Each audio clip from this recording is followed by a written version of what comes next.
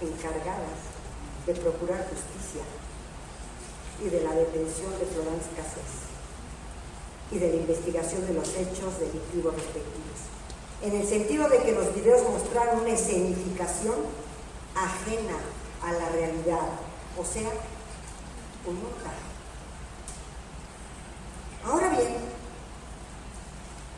por lo que respecta a las vertientes de la presunción de inocencia y que se refieren a su cualidad de regla probatoria o de estándar probatorio o regla de juicio, dejemos ya la regla de trato en su vertiente extraprocesal, que sin duda, como ustedes pueden observar, impacta a todo el proceso penal. ¿Quién va a decidir que son inocentes? O cuando menos, que no son culpables. Afecta de tal manera que entonces viene la presunción de inocencia en su vertiente de regla probatoria o estándar probatorio, que debe ser aplicada obviamente al dictamen. La presunción de inocencia como regla probatoria es un derecho que establece los requisitos que deben cumplir la actividad probatoria y las características que deben reunir los medios de prueba para poder considerar que existe prueba válida de cargo y destruir el estatus de inocente que tiene todo procesado. En consecuencia, no cualquier prueba puede destruir o nulificar la presunción de inocencia, sino que ésta debe practicarse de acuerdo con ciertas garantías procesales y una determinada forma para cumplir con esa finalidad. En esta línea, toda esta es construcción de la sentencia Cassés. En esta línea deben existir pruebas que puedan entenderse de cargo, es decir, pruebas sobre la existencia del delito y la responsabilidad del acusado, y que hayan sido suministradas por el propio Ministerio Público con respecto a los principios y derechos fundamentales que la Constitución y los tratados internacionales prevén. Por otro lado, la presunción de inocencia, esta como regla de juicio o estándar probatorio, puede entenderse como una norma que ordena a los jueces la absolución de los inculpados durante el proceso cuando no se hayan aportado pruebas de cargo suficientes, es decir, la regla probatoria en su vertiente probatoria de prueba insuficiente, para acreditar la existencia del delito y la responsabilidad de la persona. Así entendido entonces, la presunción de inocencia no aplica al procedimiento probatorio, sino al momento de la valoración de la prueba. Al respecto, la primera sala de la Suprema Corte estableció, ya en precedentes, que para poder considerar que existen indicios que constituyan prueba de cargo suficiente para destruir la presunción de inocencia, el juez debe, entre otras cosas, cerciorarse al valorar el material probatorio disponible de que no estén desvirtuadas las hipótesis de inocencia efectivamente alegadas por la defensa en el juicio y al mismo tiempo descartar la existencia de contraindicios que den lugar a una duda razonable sobre la hipótesis de culpabilidad sustentable por la parte acusada. Cito la sentencia Cassés, cita lo que estableció la Corte Interamericana en el caso Carrera García y Montiel Flores. Ustedes saben que son dos ecologistas que fueron torturados por la policía y por las agencias investigadoras mucho antes siquiera de comparecer a juicio. Y dice, el principio de presunción de inocencia implica que los juzgadores no inicien el proceso con una idea preconcebida de que el acusado ha cometido el delito que se le imputa, por lo que la carga de la prueba recae en quien acusa.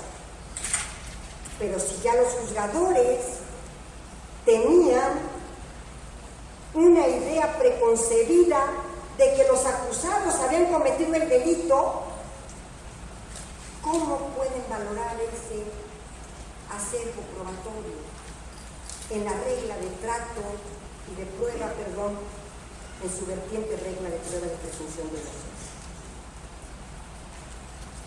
Así entonces, esta regla de prueba de presunción de inocencia produce la obligación a la autoridad de proveer elementos suficientes probatorios que justifiquen la restricción de un derecho. Y dice la Corte en esta sentencia, La comprobación de la hipótesis sobre la culpabilidad de una persona debe fundarse en pruebas que satisfagan los requisitos de fiabilidad, suficiencia, variación, relevancia, para considerar que han logrado vencer la presunción de inocencia que asiste al inculpado. Y empezamos a desmenuzar en esta sentencia, no quiero cansar, lo que es la fiabilidad como condición de los hechos que se encuentran en el sujeto, la condición de suficiencia, el criterio de variación y el criterio de relevancia. Pues bien, yo quiero decirles, a propósito de esta regla, de esta presunción de inocencia en su vertiente regla probatoria, ¿cuáles fueron las pruebas que teníamos nosotros que valorar? El 9 de diciembre es el mismo día del 2005. A partir de las 10:30, que fue puesta a disposición, los dos secuestradores, porque ya son secuestradores para la opinión pública. El agente del Ministerio Público obtuvo las primeras declaraciones de estas tres personas, de estas tres víctimas. Quiero que escuchen cuidadosamente la narrativa del menor y que se la graben. El menor, en su primera declaración, señaló que fue secuestrado cuando se dirigía a la escuela, percibiendo durante su captura la presencia de 7 personas en la casa de seguridad en que se encontraba. No era el rancho de las Chinitas, era un de Xochimilco, y lo vamos a ver. Narró que uno de los secuestradores da su nombre, lo omito, por tratarse de un dato personal y del lado. Y está además con crucecitas en la versión pública que está a su disposición en el portal de la Corte. Da su nombre, varón. Narró como uno de los secuestradores, que era considerado como el jefe de la banda, cuyo nombre no es Vallarta ni Israel Vallarta, le sacó sangre del brazo izquierdo. Aclaró que no le hicieron daño, pero que esta persona, este jefe de la banda, este secuestrador, le dio la instrucción de que escribiera, y le dio un papel y un lápiz, una carta a su padre. Ojo, en esta carta, que no lo traigo aquí en la narrativa, le dice que pague el rescate, que le van a cortar a su mamá una oreja o un dedo, y escribe la carta que le dicta el secuestrador después de haberle sacado sangre. En su segunda declaración, el menor, ante la Subagregaduría Regional de Investigación Especializada de Delincuencia organizada en San Diego, California, Estados Unidos, ya en videoconferencia, señaló que el día que le sacaron sangre del vaso izquierdo, se percató de que la mano que sintió era una mano delicada, suave, de piel blanca, diferente a las anteriores manos que lo habían tocado. Agregó que había escuchado a una mujer que lo había inyectado 8 años. La mano suave, delicada y de piel muy blanca. Esta mujer que lo había inyectado tenía un tono de extranjera, con un acento raro. Indicó también que le contó a su madre lo ocurrido y, por último, a diferencia de lo que expresó en su primera declaración, identificó la voz de Florence Cassés como la persona que le había sacado la sangre, reconociendo su voz por los noticieros de la televisión. La madre del menor, en su primera declaración,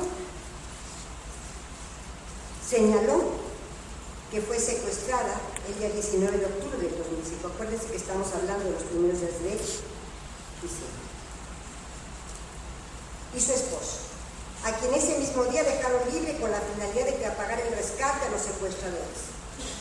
Indicó que nunca fue objeto de maltrato físico ni abuso sexual. Después dijo que todos los días la violaba. Manifestó que nunca vio el rostro de los secuestradores y que no reconoció a Florence Cassés como uno de ellos, su primera declaración, indicando que la diligencia de reconocimiento era la primera ocasión que veía a Florence en la cabaña y que no conocía su voz y que su voz no coincidía con ninguno de los secuestradores. Finalmente agregó que los oficiales de la AFI informaron que Florence Cassés había participado en el secuestro. Agregó que los oficiales de la AFI le habían informado que Florence Cassés había participado en el secuestro. ¿Le informaron? En su segunda declaración, dentro del reconocimiento del inmueble al comparecer para reconocer una casa de seguridad ubicada en Xochimilco, donde fue el rescate, narró cómo su hijo le contó que cuando le habían sacado sangre fue un hombre quien se la sacó, su primera declaración. Pero después agregó, en su segunda, fue una mujer que hablaba con acento raro, pues no pudo pronunciar la palabra aprieta cuando le pidió que cerrara el puño y cuyas manos eran de una persona blanca y muy bonitas, quien llevó a cabo dicha acción. Además de narrar lo que su hijo le contó, reconoció el inmueble objeto de la diligencia como la casa de seguridad en donde estuvo en cautiverio. ¿Cuántos fueron trasladados al rancho Las Chinitas? Un día antes, días antes. La casa de seguridad no fue el rancho Las Chinitas. El 15 de febrero del año 2006 acudió la mujer rescatada a la Subagregaduría Regional de Investigación Especializada del Delincuencia Organizada en San Diego para ampliar su declaración y señaló que mientras estuvieron en cautiverio en las dos casas de seguridad, en las dos, su hijo y ella escucharon a una persona extranjera cuya voz, según reconocieron en los noticiarios, era la de Florence Cassés. Consecuentemente identificó a la esposa como la mujer que escuchó en las dos casas de seguridad. Ven ustedes su primera declaración, ven ustedes su segunda declaración y la ampliación de su segunda declaración. El 7 de junio del 2006 ampliaron nuevamente sus declaraciones ministeriales tanto la madre como el menor a través del sistema de videoconferencia, y en la que constituye la cuarta declaración de la señora agregó que estuvo en cautiverio durante 52 días y que a Florence Marie Louise Cassés Crepin la recuerda en la segunda casa de seguridad. Acuérdense que en la anterior había dicho que en las dos casas de seguridad, ya que en una ocasión les llevó comida y pudo verla, cuando en la primera declaración habían jamás visto. Fue en un momento en que no estaba vigilada, por lo que pudo percatarse de la presencia de una mujer que portaba un pasamontañas y que tenía el pelo rubio. A continuación declaró que los secuestradores abusaron de ella. Por su parte, el menor agregó que fue Florence Marie Louise Cassés Crepin quien le dijo que apretara el puño, ya que tenía una voz cuyo acento no identificaba en ese entonces, pues desconocía el acento francés, un niño de Francia, pero que le describió a su madre. Por su parte, el hombre que también fue rescatado señaló desde su primera declaración, en términos generales, que el 4 de octubre del 2005 fue secuestrado por 3 personas